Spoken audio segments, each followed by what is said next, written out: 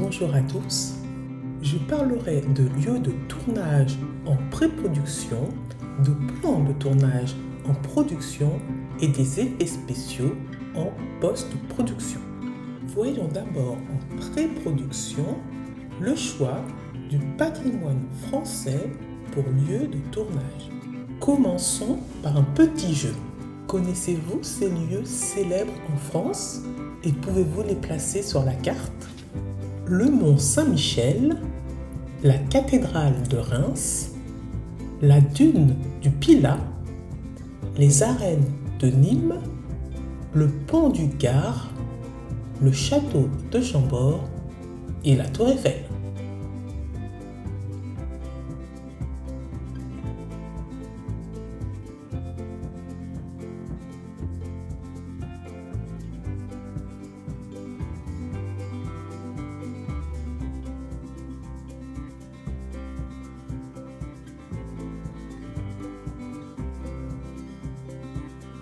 Une fois le scénario finalisé, les membres cruciaux de l'équipe passent à la pré-production pour s'occuper en particulier du choix des lieux de tournage.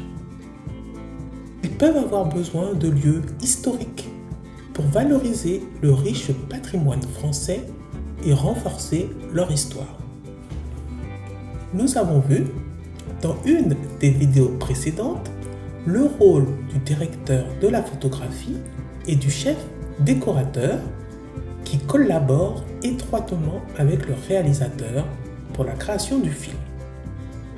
Je précise ici que pour le repérage des lieux de tournage, le chef décorateur peut parcourir le pays pour trouver des cadres parfaits et organiser la construction de décors complémentaires.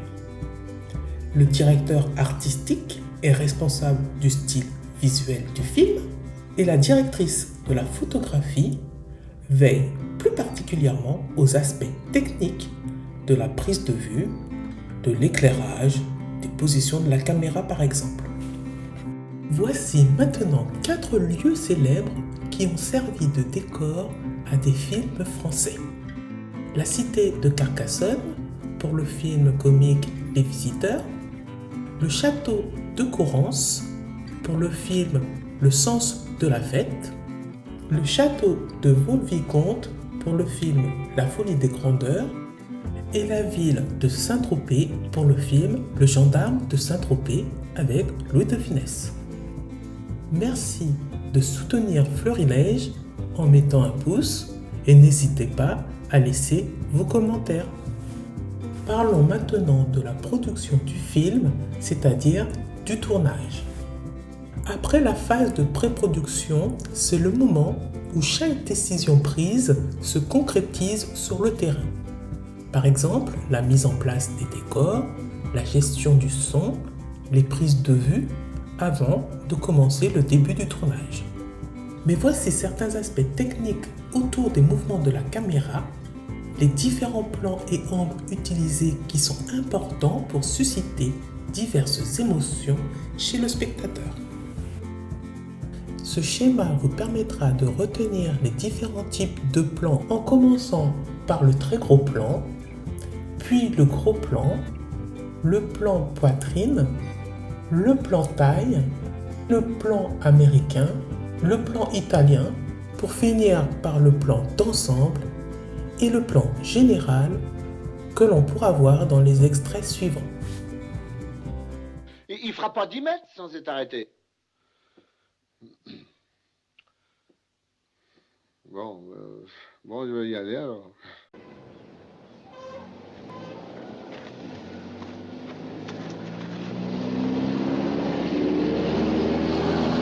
Ça va, on vient. Oh, pardon, monsieur. L'acquisition générale. Moi aussi, j'en ai marre. Tais-toi, poison. T'entends pas qu'il y a du monde, non? Faites pas attention, monsieur. Voulez-vous entrer?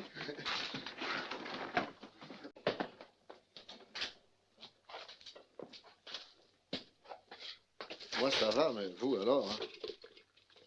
Votre casque. Le vôtre.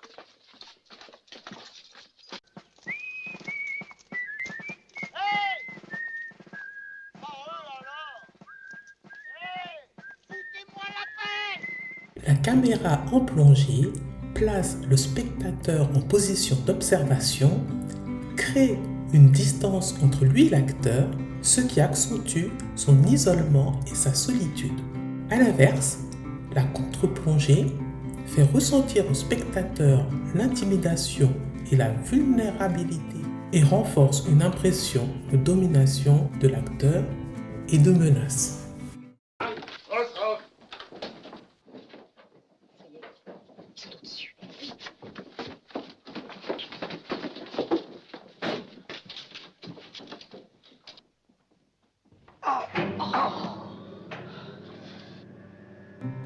Abordons maintenant la post-production avec les effets spéciaux. On est vraiment au tout début du cinéma avec Georges Méliès qui a mis en place tout ce que ces techniques de magicien au niveau du cinéma. Il est arrivé très peu de temps, en même temps avec les Frères Lumière, et c'est grâce à un accident où sa caméra s'est bloquée devant l'Opéra de Paris. Exactement, en fait la caméra s'est bloquée et il a repris exactement la caméra à un autre moment et s'est rendu compte que lui avait bougé, que le décor n'avait pas bougé et que ça donnait l'illusion de la disparition en fait. Allez, on va un peu voyager dans le temps et on va aller bien après sur ce fameux pont. Alors ça, c'est l'un des clous du spectacle. Et on peut vraiment comprendre que sur un décor complètement faux, on est vraiment en immersion dans un univers. Alors là, en effet, on peut s'immerger dans 3 univers différents, aquatiques comme ici. Vous avez la jungle ou même tout ce qui est montagneux. Et donc là, en effet, si vous regardez un petit peu ma veste, Ouais, en effet, parce qu'elle est verte. au fur et à mesure, je peux disparaître. D'accord ? Exactement. Il est génial cet espace. Ça y est, Charlotte, on voyage. On est dans un train un petit peu ancien. Et ça, c'est réel, c'est une vraie technique cinématographique. On est d'accord, donc là, c'est la transparence. On va projeter un film, on va s'immerger dans un décor. Il faut un bon jeu d'acteur parce qu'il va falloir trembler. On peut rajouter des ventilateurs. Bon, là, on n'avance pas parce que le film est fini. On arrive malheureusement à la fin du trajet. Mais sinon, on va jouer sur plein de choses pour donner de la cohérence.